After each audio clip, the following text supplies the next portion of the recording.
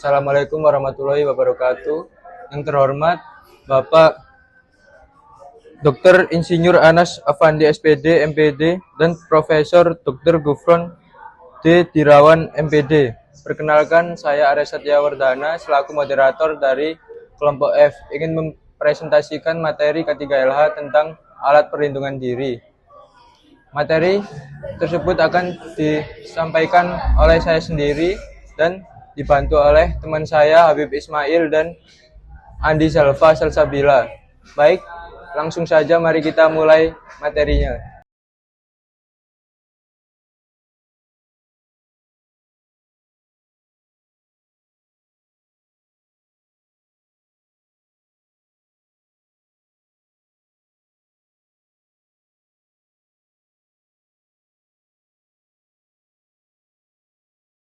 Baik, perkenalkan saya Habib Ismail. Materi pertama, langsung saja, pengertian dan syarat APD.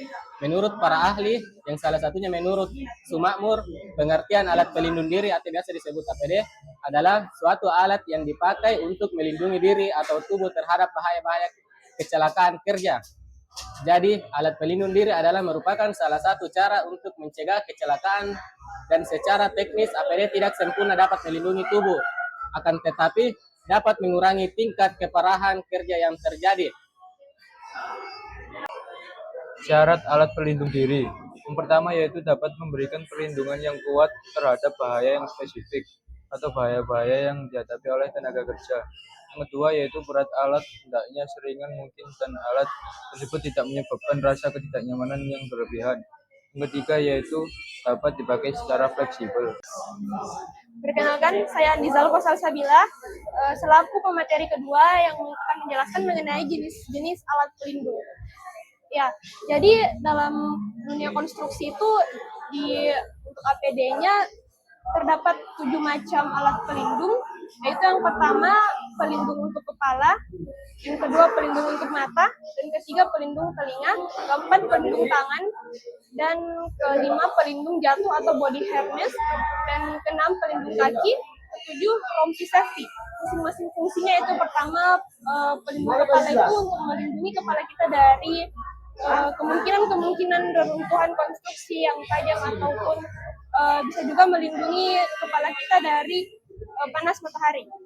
Kemudian yang kedua untuk pelindung mata, melindungi mata kita dari kemungkinan serpihan-serpihan proyek yang akan mengenai mata kita. Terus yang ketiga, pelindung telinga itu fungsinya untuk melindungi telinga kita dari frekuensi suara yang tinggi. Pelindung tangan untuk melindungi tangan dari material-material bangunan yang tajam. Kemudian pelindung jatuh ini yang sangat krusial karena melindungi badan kita dari jatuh dari ketinggian. Pelindung kaki untuk melindungi kaki kita, dan yang terakhir rompi safety itu fungsinya untuk agar kita terlihat di minimnya cahaya. Nah, kemudian ada tujuan dan manfaat penggunaan APD. Yang pertama, penggunaan alat pelindung diri itu yang pertama fungsinya alat pelindung diri dapat mengurangi risiko kecelakaan kerja. Dan yang kedua, keselamatan di lingkungan atau konstruksi melindungi masyarakat. Dan yang ketiga, meningkatkan produktivitas pekerja.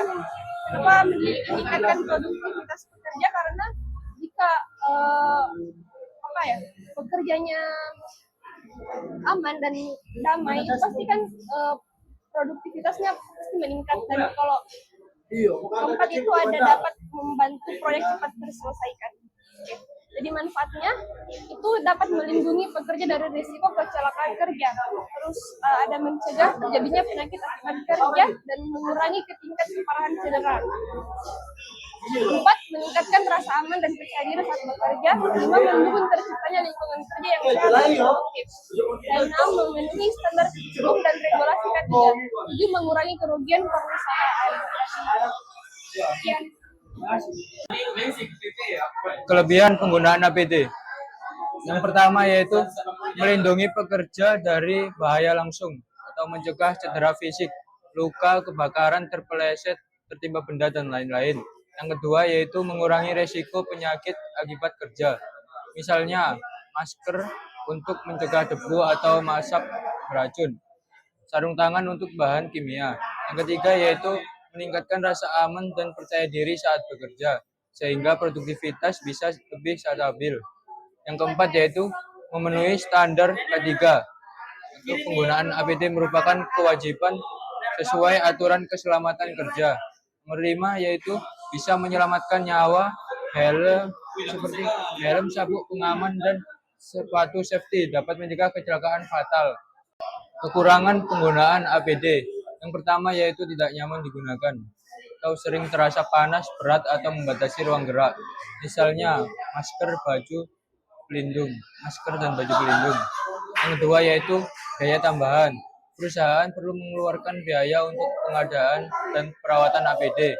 Yang ketiga yaitu efektivitas terbatas, atau APD hanya melindungi secara individu, tidak menghilangkan sumber bahaya utama. Yang keempat yaitu ketergantungan. Kadang pekerja merasa cukup aman hanya dengan APD, padahal risiko tetap ada jika tidak disertai sistem K3.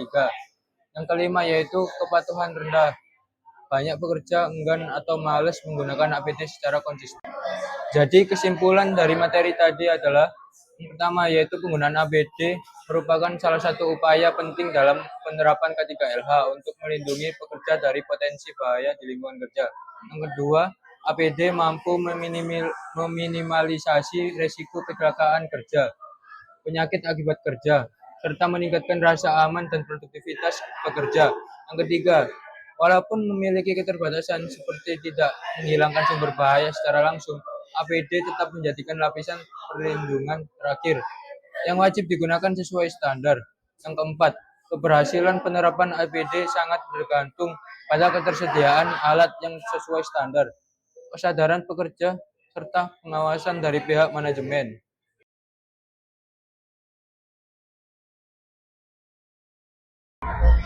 Baik, sekian presentasi dari kami kelompok F tentang alat perlindungan diri atau APD. Wassalamualaikum warahmatullahi wabarakatuh.